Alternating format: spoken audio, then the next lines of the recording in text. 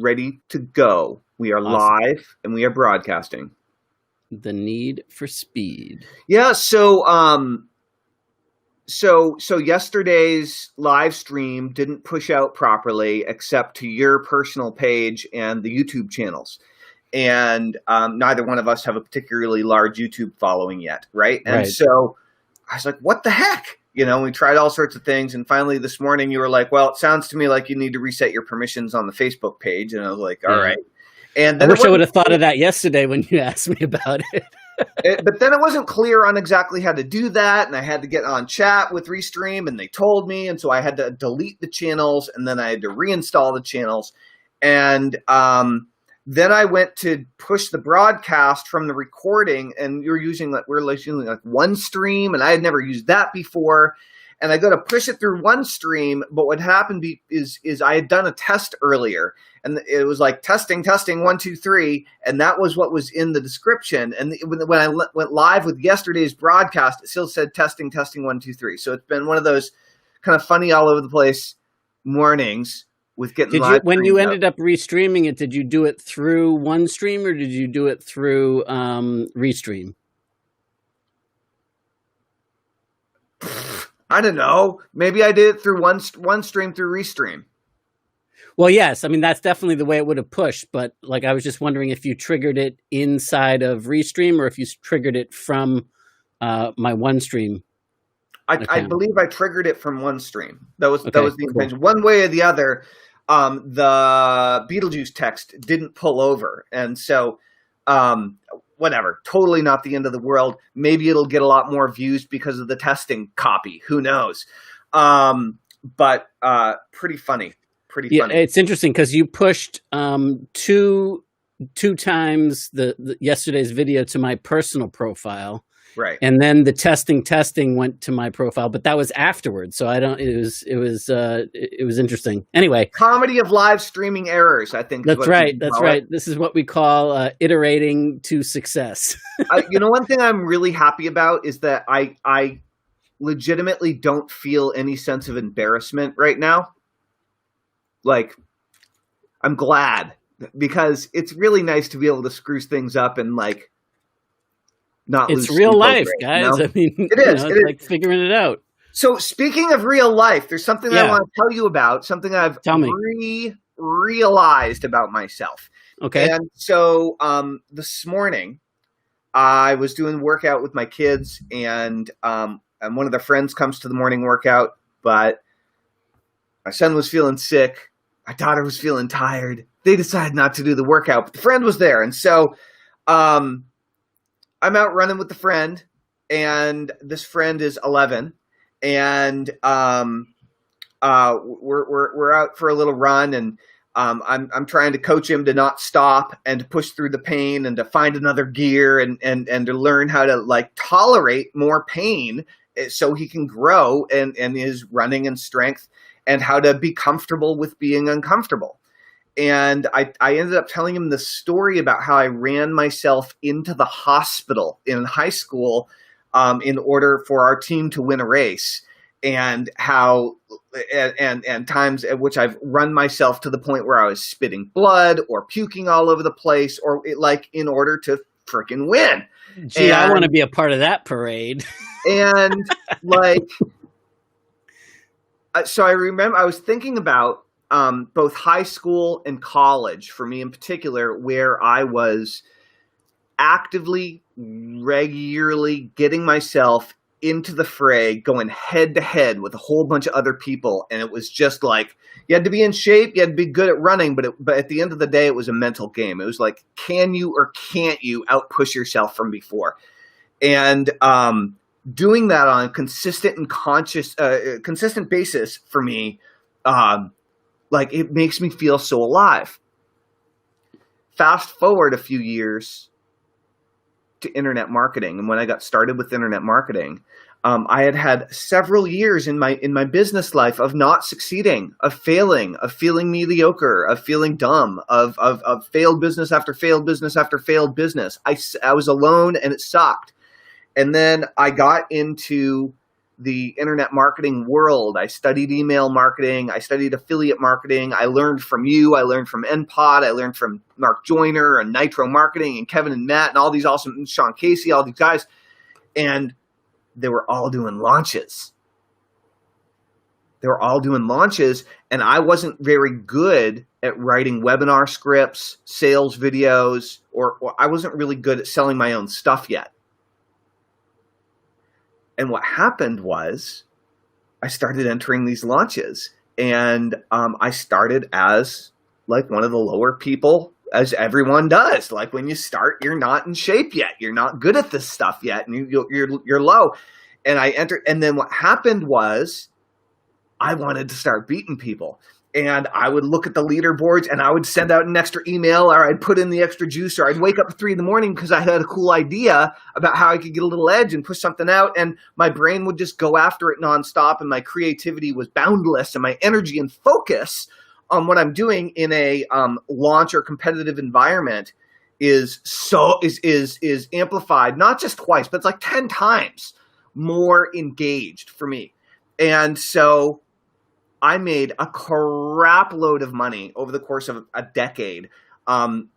Most often, not only were we selling our own things, but I was consistently winning launches or scoring in the top 3, top 5 in launches. And eventually my list got huge. It was still responsive. I was still doing crazy marketing and doing it my own way, but I was able to like win, or at least be, up there. And then I focused my company on only selling our own stuff, and then looking back on it, slowly my enthusiasm waned. My enthusiasm went down because it became day to day. It became same old. Even though we were trying to improve by 10%, 15%, we were trying to steadily increase our numbers. Like it's like a yawn for me. And so here's what happened, is that my good friend, longtime colleague, previous co-mastermind member, Matt Basak, launched and a member of this group. Matt Basak launched a super cool book with a super cool offer. It's called The Secret Email System, and it's his take on how to do email marketing, right? And awesome funnel, awesome upsell sequence. He offered 100% commission on the whole thing. Like the whole thing was an amazing marketing stunt. So hats off to you, Matt Basak. But the reason that I want to talk about this is because I sent out a couple of emails at the beginning, and it made a bunch of money. And then I wasn't paying attention to the launch. I didn't look at anything. I was off doing other things, working on our own stuff. And then I read an email, or I saw one of his videos, and I was on the leaderboard. And I was like, what? I wasn't even trying to be on the leaderboard.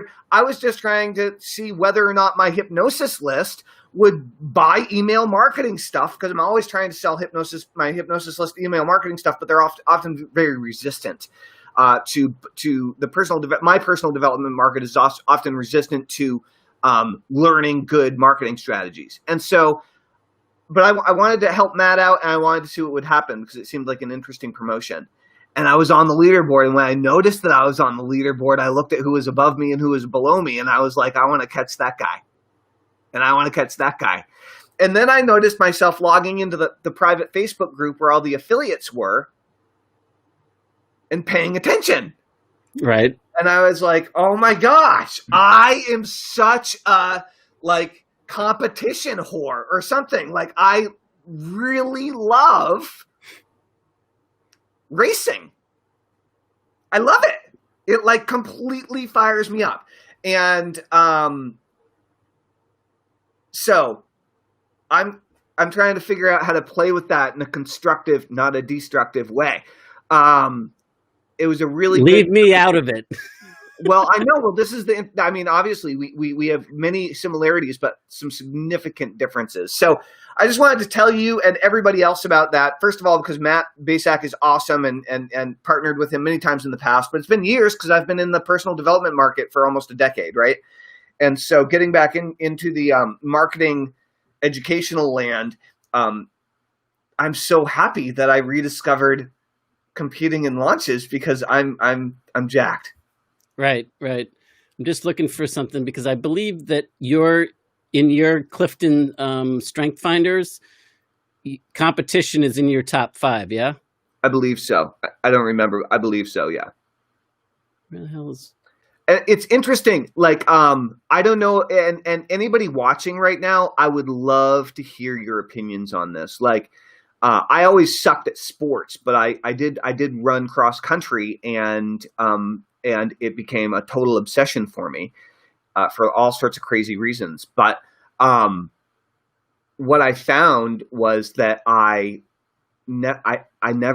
often didn't show up to the ceremonies to receive my awards. And when I did, I don't have any of the awards from any of the hundreds of races that I've won or whatever. And so it's like, I never really wanted like the personal spotlight or glory in that way, but I definitely wanted to beat everybody else. So it's a very interesting dynamic in my head. I just looked up my my numbers. It's number 13 of 33 for me. Yeah. In my and interestingly enough, my number 1. See, what I find interesting is that competition is under the influencing theme. Oh, huh. Okay. And but my number 1 strength is activator, and that's also under the influencing theme. So it's interesting how that that shows up differently and how it all kind of plays in. It's fascinating. Fascinating. Yeah. I concur. So anyway, I didn't get a chance to look at the comments from the broadcast earlier today where we talked about list resurrection. Mm-hmm. And I think that maybe that would be a good topic of today's conversation. So here's I've been talking to a lot of internet entrepreneurs. Here's what I've been doing. So guys, Joshua has been online since 1996, 97. Yeah, it's probably 97 when I think about it. Online building campaigns, paycheck coming from the internet, one way or the other, for a very long time, and dealing with large amounts of data in terms of subscribers of various sorts and coming from various places over the years. I've only been online for the last 17 years. Only, huh? I'm an infant. And, in that time, for me, 99% of the dollars that I've earned, of the millions and millions and millions of dollars that I've earned in that 17 years, 99% all came from one source. At the end of the day, it all came from email marketing. Building my email list and building a bond with people through my email list, connecting with them through my email list and through email marketing, and then selling my products and services and selling the products and services of our strategic or affiliate partners along the way. My sister's here! Sarah, what's up, girl?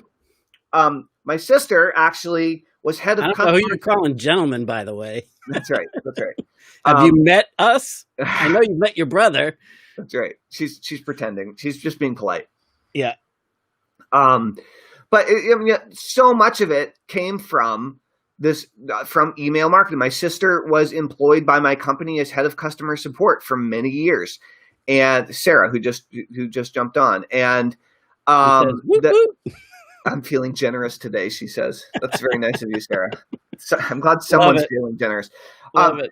So what ends up happening is, over time, you build a big email list. And for example, the majority of people inside of the Art of Email Marketing, which is probably where you're watching this right now. By the way, if you're not watching this inside the Art of Email Marketing, we go live inside the Art of Email Marketing. It's a Facebook group every single day. You can Google it or you can Google it. You can search for it in Facebook, and it's a group, and or you can say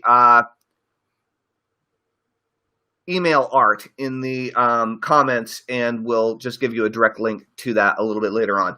So point is that email marketing is an incredibly powerful way to consistently communicate with your people, to build an audience, to build a platform. Joshua, I mean, you've had millions and millions and millions of people on and off various lists that you owned or controlled over the years.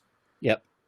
And I've what always happened, used or thought of email as the end game, right? Like no matter what new technologies or new things, like I remember when it was new, text messaging was new, and Right. and SMS marketing was new, Right. and it was like I thought that was great, and I think apps are great, and I think all of it, but I've always looked at it, Facebook marketing, Facebook chat bots, and all of that, as a means to feed into my email list. The faster that I can get somebody through there that they're comfortable, and getting them to subscribe to an email list and anticipate communication via email, the better, because that's what you, at least in my experience, have control over. That's right. You know? So people are out there and they're building lists. Some people are buying solo ads to grow their list. I was texting last night with one of our regular viewers and previous purchasers of NPod, and we were going back and forth about what he was challenged by, and he was interested in list resurrection. He was interested in taking his email list that doesn't seem very responsive and bringing it back to life. And he'd been studying this stuff for over a decade, for about 12 years. He'd been a student and fan and follower of my work and your work. And we texted back and forth, and he sent me some audio clips I asked him some questions about what he had going on. And at the end of the day, he had no bond with his list. He had no deep, meaningful, emotional connection. With his list. He was very smart, very well educated, had succeeded in many other areas of his life, but he hadn't yet learned how to translate that personal, emotional connection into email, either with one-off emails or with sequences and email experiences. Did you ever take business classes in college, like, where they teach you how to do write a cover letter and a professional? Absolutely it's so not. funny because all the things that they teach you in business school, right, and in college and graduate school, are to be like more professional and to neuter out your personality, to neuter out that personal connection. And that's exactly the recipe for making for an unresponsive list. Right. So that's only one story. Another story is I was just on the phone over the weekend with a exceptionally well-known and long-standing marketing guru and entrepreneurial guru and teacher. And super successful, has done amazing things, incredible connections. And we were talking about what he's working on and what he's focused on. And he mentioned that he had an old 100,000 person list in Aweber that goes back a very long time that he hadn't mailed really in a few years. Right. And was looking to re-engage as many of his old appropriate people as possible to turn them from many years ago onto what he's doing now. Yeah. And this is not an uncommon story. Right. What I found is that as an email marketer, as a list owner, as a list builder, as someone that's been in the game and doing this, and I'm not going to name names, everybody knows who's been in the game for 10 or more years. Many of us go in and out of different niches and verticals, whether it's to find ourselves or to chase the money, right? Depending on what you're after and what you're looking for, whether you're just looking for a financial opportunity or to find your true passion, what you're really here to do. Yep. I've gone after at least half a dozen blatantly different niches over the years, right? Yep. But and I think, another common thing, particularly with marketers like you and I, where we have the best of intentions, but it can become distracting and we can get excited and activated, or in your case, like your strengths, and we both have futuristic as our top strengths. But the activator in me, the quick start in me, sometimes jumps onto one thing to the next, and then before you know it, it becomes easier, at least mentally, for me to say, well, it would be better just to start from scratch and get fresh blood in there, and just build it up from there. And of course, that's the easy way out, and frankly, sometimes that's the only choice if you've let it go too long. But the reality is that if you've got that asset, you can resurrect it, you can re-engage them, and there are some really cool things that can bring it back to life and resuscitate it and give it to a new direction, and that becomes a whole lot easier than just going after new subscribers, because that's complete strangers that haven't gotten any kind of connection to you. Right. And now you got to start there, as opposed to people that once had a fond connection or some sort of a connection, and you occupy some of their mind share and maybe some of their heart share as well. And now all of a sudden, you can it's a lot easier to set that on fire again and get that burning, to use a metaphor that Dan Kushel loves a lot, and I love it too, because it's just so apropos. He talks about like taking a match and throwing it at a log, and throwing lots of matches at the log, and maybe the log, one time when you throw a match, it's going to ignite the log. And he said, Maybe. yeah. Well, I mean, like we've all had that experience where like 1 out of a million, right? And boom, and it catches fire, and we don't know really what happened, right? But he said, like, for me, I like to build a lot of kindling and a lot of things, and I'll light just a little kindling on fire and put the log on top of it once it gets going. So the way that I'm kind of viewing this new concept of list resurrection is that, it's like, why try to throw matches at full logs trying to catch it on fire when you've already got like kindling ready to go that's combustible, that all you got to do is just get a little bit of it going, and then more of it will go and go and go and go. That's right. So if you have an email list and it is not as responsive as it once was, or it could be, then we have something very special for you. It's our secret sauce. It's our magic formula. It's our super special process to help bring your list back to life. So there are different ways that we can work with you.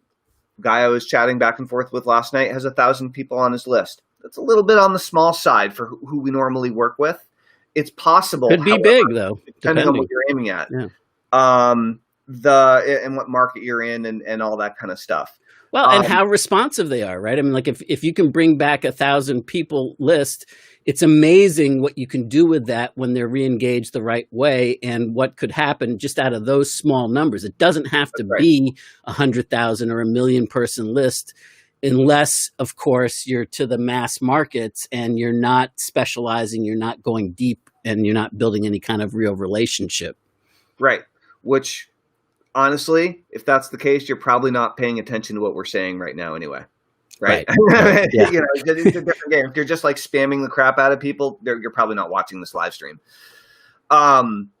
It's super powerful. So if you have an old list that you haven't mailed in a long time, or if you have a big list that you're mailing too often, but you're not really injecting much personality or any storytelling or any emotion into your emails, then there's a lot we can do for you. Yeah, and let me add a third category, which is if you're just seeing like a steady decline in open rates, in click-throughs, in responsiveness, but and it seems like it's just, that's the trend, and like there's nothing you can do about it. Right. That could be a gold mine if we approach it the right way as well. Absolutely. So there are 9 different techniques that we use in order to help increase, improve, enhance the responsiveness of someone's list. And clear. Boop. We got them back. That's right. So And different techniques work to different and varying degrees for different lists, depending on list age, depending on what platform you mail through, depending on there might be certain techniques that you are uncomfortable trying for some reason, though I highly doubt it. They're pretty, but there are one or two that. Well, it's just different. It's not like it's going to like get you in legal hot water or anything like that. But it's just goes against sometimes what people are used to and common sense and. Like a typical thing that we always hear, if you're ever been like a copywriter, for example, the first thing that you're going to hear out of a new client is my clients are different. They're never going to read all that long copy. Just ain't going to happen. Right. And of course, you can almost start giggling when you hear it because that you just got to bring them along because everybody says that their clients are different and that type of marketing won't work. And I remember listening back in the day to Halbert saying the same thing. But anyway, all I'm saying is that there's that. And then as soon as you see some of those things, and I think what's really kind of cool and powerful is that, depending on where the list is at and depending on the individual situation and circumstances and what their business model is, that, deploying 1 or 2 or 7 of these different elements, it's not like a linear type improvements. It's geometric. It's exponential. Right. And it's definitely the situation where 1 + 1 = 7 million. Right. Not 2. That's right. Yeah, it's either a multiplier or a cubed effect. I mean, they really exponentially increase one another in lots of powerful ways. Some of them engage people's creativity. Some of them are exclusively technology driven. Some of them are actually specific to certain email platforms that you might want to consider using instead of in addition to what you currently use. Right. Some of them are entirely psychology based. Some of them are based more in personalized real-time interactions. Some are more based in building specific types of sequences that people get at different stages in the journey through your email list. So depending on where you're at, how old your email list is, where your strengths are, where your weaknesses are, there are different ways we can work with you. I think we should probably call it here for the day, Joshua, because we have that other video we have to record for the members area. Yep. So guys, if you want to resurrect your list, then I need you to do 2 things. The first thing you need to do is type resurrection into the comments. And then I'd like you to shoot either Joshua or I a private message, whoever's platform you're looking at. Shoot us a private message. Add us as friends on Facebook. And we'll keep an eye out for that so that we can ask you some questions and figure out whether or not we're going to be able to help you resurrect your list. Yeah. All right. Thanks, everybody. We'll talk to you soon. Enjoy the day. Thanks for showing up, Sarah. Good seeing you. See you guys. Bye.